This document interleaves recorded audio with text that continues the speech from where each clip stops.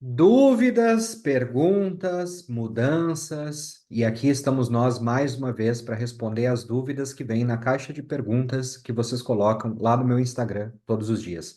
Então, fica aí, porque aqui eu vou esclarecer muitas dúvidas e uma delas pode ser a tua. Se tu não me conhece, eu me chamo Lucas Abad, sou advogado no Brasil e em Portugal e atuo na área do direito migratório. E se tu também não me segue ainda nas redes sociais, é @advogado Lucas Abad. Vamos ao que interessa então. É o seguinte, nós temos aqui, eu vou abrir o Instagram, que é onde nós temos as perguntas que vocês encaminham, e aqui eu vou ter um pouco mais de tempo para conversar com vocês sobre essas dúvidas, tá? A última caixa de perguntas foi colocada na data de ontem. É, Ontem foi 15 de fevereiro de 2024, então para vocês se atualizarem aí em questão a datas, né? Não sei quando que tu está assistindo esse vídeo. E já aproveita e coloca aí quando que você está assistindo esse vídeo. Não precisa colocar quando, porque coloca ali, mas o local de onde você está vendo esse vídeo. Vamos lá, que tem um monte de pergunta pendente aqui que vocês colocaram, tá? É, Ah, olha só. Vamos começar por essa pergunta. O William pergunta: recurso hierárquico administrativo vale também para carta de condução? Eu sei por que dessa pergunta. Porque existem procedimentos. Uma coisa importante assim, o recurso hierárquico administrativo, ele é um recurso que está previsto no Código de Procedimento Administrativo.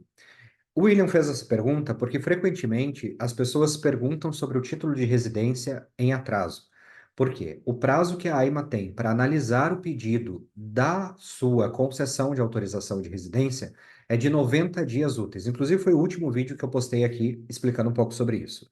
E aí, nós falamos que, no caso de uma omissão ilegal, nós temos um recurso administrativo que deve ser interposto, que é esse recurso hierárquico administrativo. Porque hierárquico, ele vai para o órgão superior, aquele órgão decisor, tá? Como que nós fazemos isso? Nós temos um prazo de um ano desde que aquele ato, né, deveria ser praticado e não foi, então houve uma omissão ilegal. O prazo é de um ano para que nós possamos recorrer, né? Entrar com o recurso hierárquico pela omissão ilegal. E aí o William pergunta em respeito da carta de condução, porque tem cartas de condução que estão a demorar muito mesmo. Agora, para isso ser possível, nós temos que avaliar o procedimento, a regulamentação do procedimento de emissão da carta de condução e verificar em quanto tempo isso deve ser resolvido. Se ele ainda não foi decidido e depende de uma decisão, nós vamos ter sim a possibilidade, claro, de interpor um recurso hierárquico administrativo, tá bem? Outra pergunta totalmente diferente. Doutor, sabe se houve mais alguma divulgação de concessão, ele colocou concessão, concessão de estatuto de igualdade? Nunca mais vi. A última que nós tivemos foi em dezembro, se eu não me engano, 12, 14, não lembro. Coloca aqui se tu sabe quando que foi.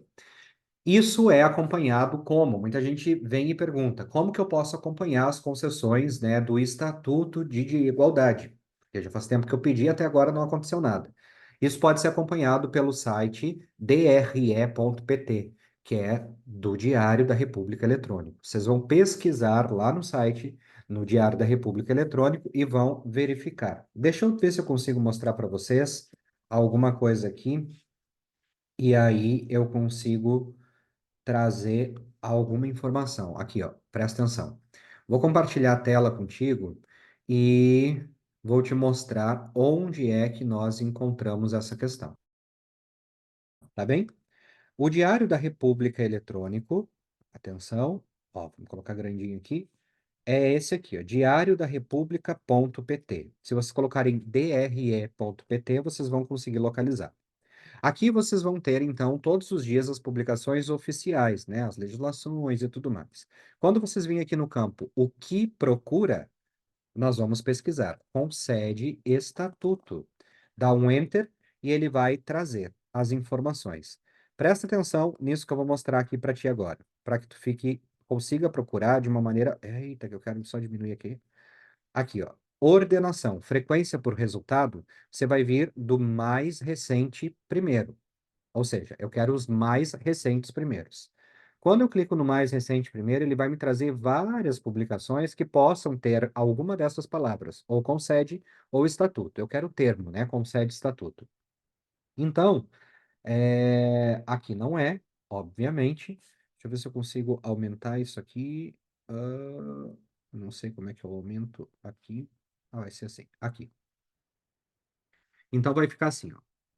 Acordo de empresa, Portugal, delegação, não é nada disso. Olha só. Aprova, acordo, declaração, aprova, acordo, aqui estão. Realmente foi no dia 4 de dezembro, eu tinha falado 14, né? 4 de dezembro. Concede o Estatuto de Igualdade e Deveres a vários cidadãos brasileiros. Quando eu clico nela, ele vai aparecer o despacho, o extrato do despacho que concede e o nome das pessoas com a data de nascimento que foi concedido. Realmente, o último que nós temos foi de janeiro. Já não consigo mais voltar. Ok. É isso aí. Volta aqui para mim.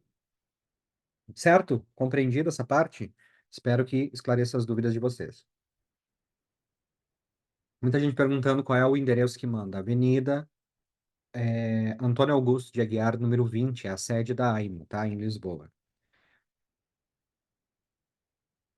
Olha, outra pergunta que também tem nada, os assuntos totalmente aleatórios nessa última caixa de pergunta. Validação de diploma de direito é possível? Sim. Mesmo com as matérias sendo diferentes? Sim, é possível. E, obviamente, você vai ter que fazer complementação, né, de disciplinas. Outra pergunta. Artigo 122 pode reagrupar o pai e a mãe no mesmo processo ou só o encarregado de educação? Tá, aqui tem alguma confusão de alguns conceitos. Vamos a isso. Artigo 122, que ela fala, tem uma extensão gigantesca de pessoas, tá? De pessoas não, de possibilidades de pedido de autorização de residência com dispensa de visto. Quando ela se refere aqui à questão da educação, encarregado de educação, muito provável que ela esteja se referindo ao artigo 122, número 1, capa, que é a letra K.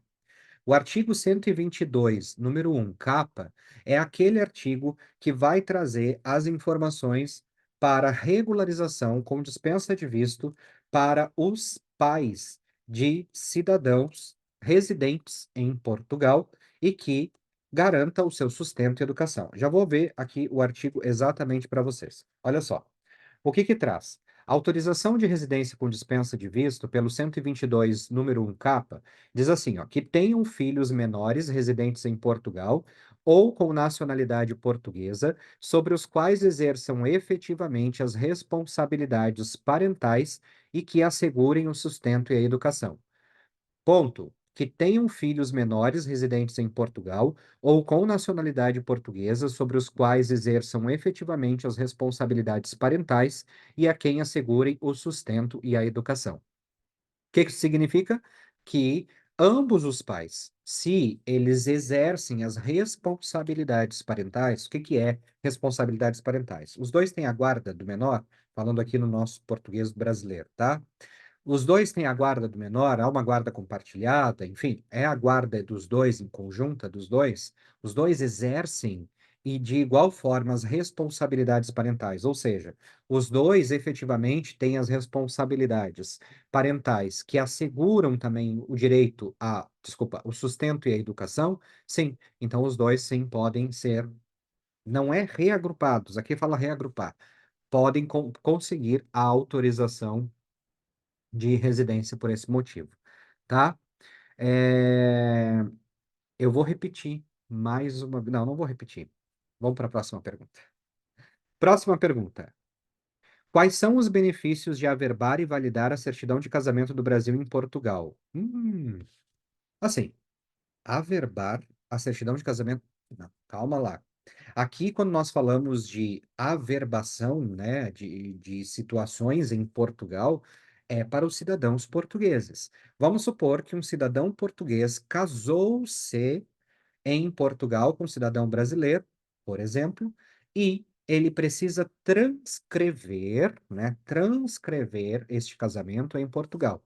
O que é isso? Juntar todo aquele processo de proclamas lá do casamento que foi feito no Brasil, toda a instrução do processo e a certidão de casamento do Brasil, apostilados, obviamente, legalizados e tudo mais, precisa registrar em Portugal. O que ele tem que fazer? É esse registro, é a partir dessa transcrição. Então, a Conservatória de Registros Civis de Portugal vai fazer a validação destes documentos para verificar se está de acordo com a legislação portuguesa e de que forma, né, isso vai entrar no registro português, para que o registro português seja atualizado. Isso não é nem questão de vantagem ou desvantagem, é uma obrigação de atualização de dados nos registros públicos de um cidadão português. Então, não entendi a pergunta, se é nesse sentido, está respondida. Outra pergunta que fala sobre os pedidos de igualdade, como é que tá? Já falei sobre isso no início do vídeo. Minha manifestação de interesse, presta atenção nessa pergunta, está com status de pré-agendamento. O que que eu devo fazer agora? Manifestação de interesse entrou no status de pré-agendamento desde abril, né? As manifestações de abril de 2022, se eu não me engano, até setembro de 2022. O que que deve ser feito? Aguardar sempre. Vocês vão receber, obviamente, um e-mail, mas não vamos ficar confiando só no e-mail, pode cair em caixa de spam, etc e tal, e eu perder o agendamento. Vocês vão entrar no portal SAPA frequentemente e vão acessar lá agendamentos, vão fazer a validação dos dados e vão verificar se há disponibilidade de vagas para agendamento, tá? Outra pergunta bem interessante. Para o visto de procura de trabalho, preciso de um seguro viagem ou o PB4 é suficiente? Para um visto de procura de trabalho, preciso de um seguro viagem ou o PB4 é suficiente? Aqui nós estamos falando de cidadãos brasileiros. Vamos lá. Saúde. Cidadãos brasileiros têm o PB4. Se tu não sabe o que é o PB4, dá um Google aí e pesquisa, tá? Deixa de preguiça. PB4 é um acordo que existe, vou resumir aqui, entre Brasil e Portugal para acesso às questões de segurança social, sobretudo os atendimentos de saúde pública. Por isso que o consulado do Brasil, os consulados do Brasil desculpa, de Portugal no Brasil podem, né, eles aceitam ou o seguro viagem ou o PB4. E a pergunta é: o PB4 é suficiente? Sim, mas isso vocês devem, ó, estou falando hoje, 16 de fevereiro de 2024. 16 de fevereiro de 2024 é essa informação. Vocês devem buscar sempre a informação atualizada, porque isso pode mudar a qualquer momento. Mais uma questão, e aqui é uma questão bem interessante que muita gente vem perguntar. Há problema trocar a RCPLP pela tradicional após ter entrado com pedido de Estatuto de Igualdade? Não, nenhum problema.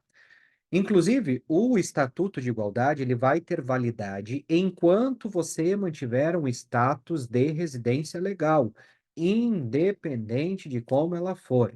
Ele só vai terminar a partir do momento que você não tiver mais autorização de residência. Ele não fica vinculado a um tipo de autorização de residência, tá? Vamos então, mais uma coisa. Se eu fizer outra pergunta de outro assunto, se eu fizer o atestado hoje de morada, por exemplo, aqui no Porto, daqui a 6 meses eu vou para Aveiro. Tenho que dar baixa no Porto? Não, não é um cadastro, um registro naquela junta de freguesia. O atestado de morada emitido na junta de freguesia, ele atesta naquele momento que você reside ali, naquele momento. E ele tem uma validade, obviamente, dependendo também do órgão que vai aceitar esses documentos. O que que isso implica? Implica na questão de que não é um registro. Ó, diferente da Espanha, que nós temos, por exemplo, o empadronamento, que é um certificado de residência naquele local onde você mora, ali há um cadastro, um registro seu. Aí quando eu falo registro, é registro no português de Portugal, registro, né? Não é registro. Um registro mesmo seu e aí sim, você sempre, quando vai mudar na Espanha, você tem que fazer um empadronamento no outro local, na outra localidade. Em Portugal não funciona nesse sistema de empadronamento. É um atestado de junta de freguesia, não é uma inscrição consular ou qualquer coisa do tipo, tá? Então, tranquilo em relação a isso. Vai ter que fazer um novo no Porto, só isso, para demonstrar a sua morada atual. Bem, Uma pergunta que foi respondida nos stories e a última, para terminar esse bloco aqui. Estou com a minha R há mais de 150 dias úteis em atraso da data prevista que deveria ser entregue. O que devo fazer? Voltamos aqui à nossa primeira pergunta desse vídeo.